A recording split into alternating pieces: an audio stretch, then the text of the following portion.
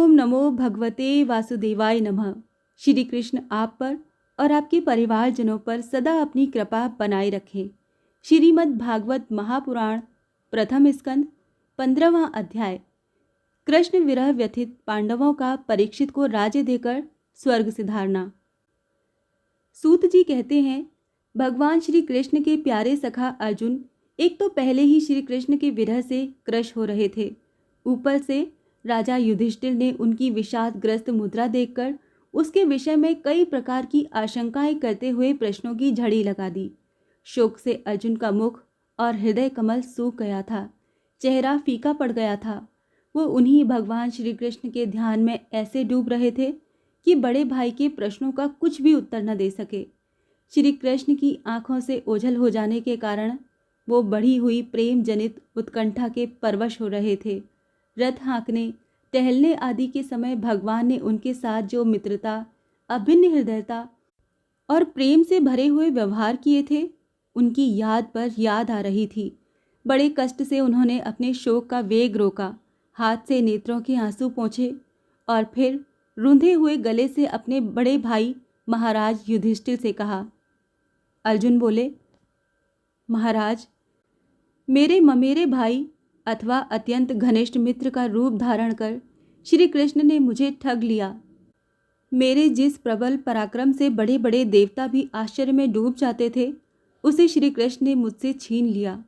जैसे ये शरीर प्राण से रहित होने पर मृतक कहलाता है, वैसे ही उनके क्षण भर के वियोग से ये संसार अप्रिय दिखने लगता है। उनके आश्रय से द्रौपदी स्वयंवर में राजा द्रुपद के घर आए हुए कामोन्मत्त राजाओं का तेज मैंने हरण कर लिया, धनुष पर बाण चढ़ाकर मत्स्य वेद किया और इस प्रकार द्रौपदी को प्राप्त किया था। उनके सन्निधि मात्र से मैंने समस्त देवताओं के साथ इंद्र को अपने बल से जीतकर अग्निदेव को उनकी तृप्ति के लिए खांडव वन का दान कर दिया और मैं दानव की निर्माण की हुई अलौकिक कला कौशल से युक्त मायामयी सभा प्राप्त की और आपके यज्ञ में सब ओर से आकर राजाओं ने अनेकों प्रकार की भेंटें समर्पित की। 10,000 हाथियों की शक्ति और बल से संपन्न आपके इन छोटे भाई भीमसेन ने उन्हीं की शक्ति से राजाओं के सिर पर पैर रखने वाले अभिमानी जरासंध का वध किया था। तदंतर उन्हीं भगवान ने उन बहुत से राजाओं को मुक्त किया जिनको जरासंध ने महावैभव यज्ञ में बलि चढ़ाने के लिए बंदी बना रखा था। उन सब राजाओं ने आपके यज्ञ में अनेकों प्रकार के उपहार दिए थे। महारानी द्रौपदी राजसूय यज्ञ के महान अभिषेक से पवित्र हुए अपने उन सुंदर केशों को, जिन्हें दुष्टों ने भरी सभा में छूने का साहस किया था, बिखेर कर तथा आंखों में आंसू भरकर जब श्री कृष्ण के चरणों में गिर पड़ी, तब उन्होंने उसके सामने उसके उस घोर अपमान का बदला लेने की प्रतिज्ञा करके उन धूर्तों की स्त्रियों की ऐसी दशा कर दी थी कि वो विधवा हो गईं और उन्हें अपने केश अपने हाथों खोल देने पड़े। वनवास के समय हमारे बैरी दुर्योधन के षड्यंत्र से 10,000 शिष्यों को साथ बिठाकर भोजन करने वाले महर्षि दुर्वासा ने हमें दुस्तर संकट में डाल दिया था। उस समय उन्होंने द्रौपदी के पात्र में बची हुई शाक की एक पत्ती का ही भोग लगाकर हमारी रक्षा की। उनके ऐसा करते ही नदी में स्नान करती हुई मुनि मंडली को ऐसा प्रतीत हुआ मानो उनकी तो बात ही क्या, सारी त्रिलोकी ही तृप्त हो गई है। उनके प्रताप से मैंने युद्ध में पार्वती सहित भगवान शंकर को आश्चर्य में डाल दिया था तथा उन्होंने मुझको अपना पाशुपति नामक अस्त्र दिया। साथ ही दूसरे लोकपालों ने भी प्रसन्न होकर अपने अपने अस्त्र मुझे दिए। और तो क्या, उनकी कृपा से मैं इसी शरीर से स्वर्ग में गया और देवराज इंद्र की सभा में उनके बराबर आधे आसन पर बैठने का सम्मान मैंने प्राप्त किया। उनके आग्रह से जब मैं स्वर्ग में ही कुछ दिनों तक रह गया, तब इंद्र के साथ समस्त देवताओं ने मेरी इन्हीं गांडीव धारण करने वाली भुजाओं का निवात कवच आदि दैत्यों को मारने के लिए आश्रय लिया। महाराज, ये सब जिनकी महती कृपा का फल था, उन्हीं पुरुषोत्तम भगवान श्री कृष्ण ने आज मुझे ठग लिया। महाराज, कौरवों की सेना भीष्म, द्रोण आदि अजेय महामत्स्यों से पूर्ण अपार समुद्र के समान दुस्तर थी, परंतु उनका आश्रय ग्रहण करके अकेले ही रथ पर सवार हो मैं उसे पार ले गया। उन्हीं की सहायता से आपको याद होगा मैंने शत्रुओं से राजा विराट का सारा गोधन तो वापस ले ही लिया, साथ ही उनके सिर पर से चमकते हुए मणिमय मुकुट तथा अंगों के अलंकार तक छीन लिए थे। भाई, कौरवों की सेना भीष्म, कर्ण, द्रोण, शूल्य तथा अन्य बड़े बड़े राजाओं और क्षत्रिय वीरों के रथों से शोभायमान थी। उसके सामने मेरे आगे आगे चलकर वो अपनी दृष्टि से ही उन महारथी यूथपतियों की आयु, मन, उत्साह और बल को छीन लिया करते थे। द्रोणाचार्य, भीष्म, कर्ण, भूरिश्रवा, सुशर्मा, शल्य, जयद्रथ और बहालीक आदि वीरों ने मुझ पर अपने कभी न चूकने वाले अस्त्र चलाए थे, परंतु जैसे हिरण्यकशिपु आदि दैत्यों के अस्त्र शस्त्र भगवत भक्त प्रहलाद को स्पर्श तक नहीं करते थे, वैसे ही उनके शस्त्रास्त्र मुझे छू तक नहीं सके। ये श्री कृष्ण के भुजदंडों की छत्र छाया में रहने का ही प्रभाव था। श्रेष्ठ पुरुष संसार से मुक्त होने के लिए जिनके चरण कमलों का सेवन करते हैं, अपने आप तक को दे डालने वाले उन भगवान को मुझ दुर्बुद्धि ने सारथी तक बना डाला। जिस समय मेरे घोड़े थक गए थे और मैं रथ से उतरकर पृथ्वी पर खड़ा था, उस समय बड़े बड़े महारथी शत्रु भी मुझ पर प्रहार न कर सके, क्योंकि श्री कृष्ण के प्रभाव से उनकी बुद्धि मारी गई थी। महाराज, माधव के उन्मुक्त और मधुर मुस्कान से युक्त विनोद भरे एवं हृदय स्पर्शी वचन और उनका मुझे पार्थ, अर्जुन, सखा, कुरुनंदन आदि कहकर पुकारना मुझे याद आने पर मेरे हृदय में उथल पुथल मचा देते हैं। सोने, बैठने, टहलने और अपने संबंध में बड़ी बड़ी बातें करने तथा भोजन आदि करने में हम प्राय एक साथ रहा करते थे। किसी किसी दिन मैं व्यंग से उन्हें कह बैठता, मित्र, तुम तो बड़े सत्यवादी हो। उस समय भी वो महापुरुष अपनी महानुभावता के कारण जैसे मित्र अपने मित्र का और पिता अपने पुत्र का अपराध सह लेता है, उसी प्रकार मुझ दुर्बुद्धि के अपराधों को सह लिया करते थे। महाराज, जो मेरे सखा, प्रिय मित्र नहीं मेरे हृदय ही थे, उन्हीं पुरुषोत्तम भगवान से मैं रहित हो गया हूँ। भगवान की पत्नियों को द्वारका से अपने साथ ला रहा था, परंतु मार्ग में दुष्ट गोपों ने मुझे एक अबला की भांति हरा दिया और मैं उनकी रक्षा नहीं कर सका। वही मेरा गांडीव धनुष है, वे ही बाण हैं, वही रथ है, वही घोड़े हैं और वही मैं रथी अर्जुन हूँ, जिसके सामने बड़े बड़े राजा लोग सिर झुकाया करते थे। श्री कृष्ण के बिना ये सब एक ही क्षण में नहीं के समान सार शून्य हो गए।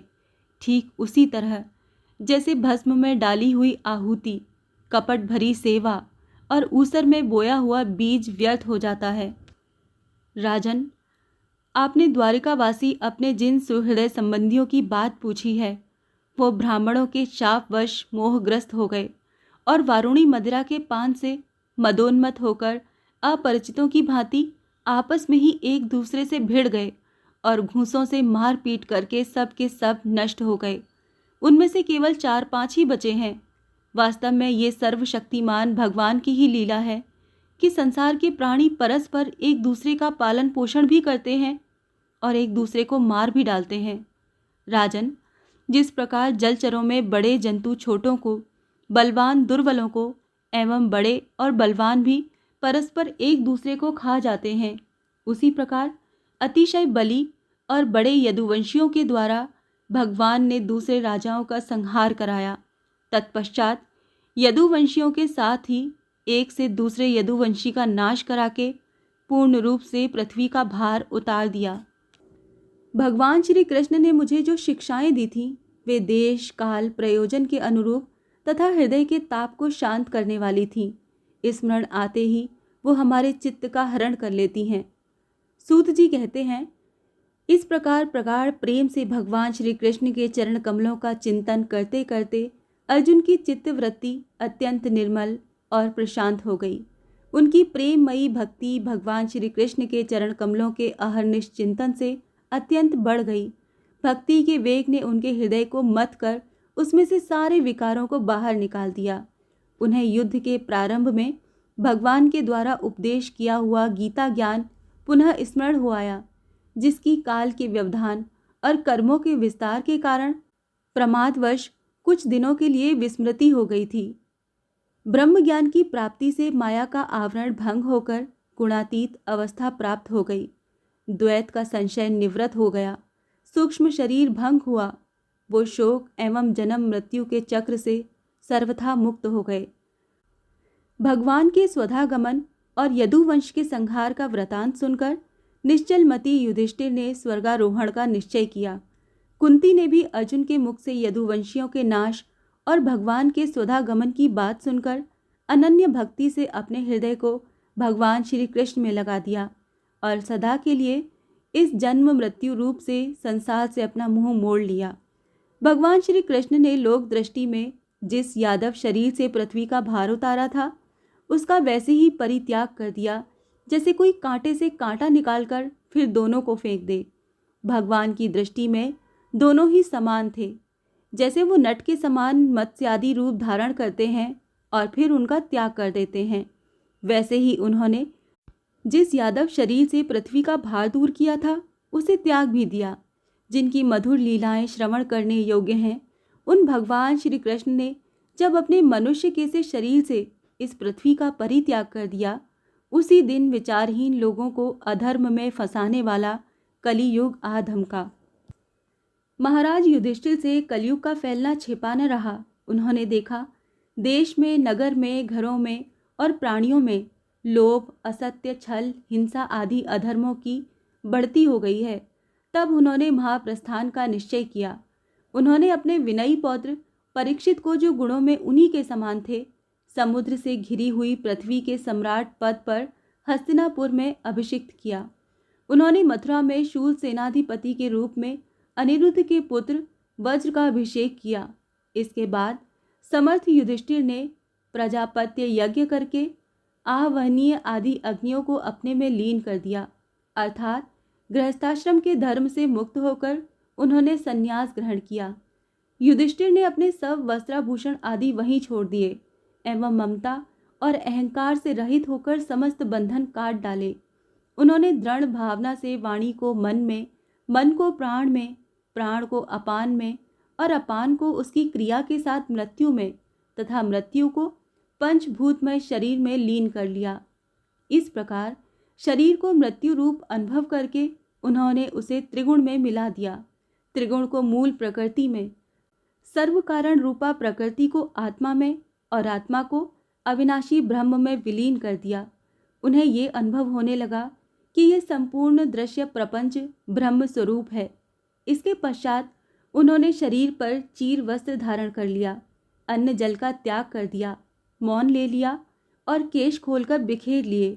वो अपने रूप को ऐसा दिखाने लगे जैसे कोई जड़, उन्मत्त या पिशाच हो। फिर वो बिना किसी की बाट देखे और बहरे की तरह बिना किसी की बात सुने घर से निकल पड़े, हृदय में उस परम ब्रह्म का ध्यान करते हुए जिसको प्राप्त करके फिर लौटना नहीं होता। उन्होंने उत्तर दिशा की यात्रा की, जिस ओर पहले बड़े बड़े महात्मा जन जा चुके हैं। भीमसेन, अर्जुन आदि युधिष्ठिर के छोटे भाइयों ने भी देखा कि अब पृथ्वी में सभी लोगों को अधर्म के सहायक कलियुग ने प्रभावित कर डाला है। इसीलिए वो भी श्री कृष्ण चरणों की प्राप्ति का दृढ़ निश्चय करके अपने बड़े भाई के पीछे पीछे चल पड़े। उन्होंने जीवन के सभी लाभ भली भांति प्राप्त कर लिए थे। इसीलिए ये निश्चय करके कि भगवान श्री कृष्ण के चरण कमल ही हमारे परम पुरुषार्थ हैं, उन्होंने उन्हें हृदय में धारण किया। पांडवों के हृदय में भगवान श्री कृष्ण के चरण कमलों के ध्यान से भक्ति भाव उमड़ आया। उनकी बुद्धि सर्वथा शुद्ध होकर भगवान श्री कृष्ण के उस सर्वोत्कृष्ट स्वरूप में अनन्य भाव से स्थिर हो गई, जिसमें निष्पाप पुरुष ही स्थिर हो पाते हैं। फलतः उन्होंने अपने विशुद्ध अंतःकरण से स्वयं ही वो गति प्राप्त की जो विषयासक्त दुष्ट मनुष्यों को कभी प्राप्त नहीं हो सकती। संयमी एवं श्री कृष्ण के प्रेमावेश में मुग्ध भगवन्मय विदुर जी ने भी अपने शरीर को प्रभास क्षेत्र में त्याग दिया। उस समय उन्हें लेने के लिए आए हुए पितरों के साथ वो अपने लोक को चले गए। द्रौपदी ने देखा कि अब पांडव लोग निरपेक्ष हो गए हैं, तब वो अनन्य प्रेम से भगवान श्री कृष्ण का ही चिंतन करके उन्हें प्राप्त हो गई। भगवान के प्यारे भक्त पांडवों के महाप्रयाण की इस परम पवित्र और मंगलमयी कथा को जो पुरुष श्रद्धा से सुनता है, वो निश्चय ही भगवान की भक्ति और मोक्ष प्राप्त करता है। श्रीमद् भागवत महापुराण प्रथम स्कंद का 15वां अध्याय यहाँ समाप्त होता है। ओम नमो भगवते वासुदेवाय।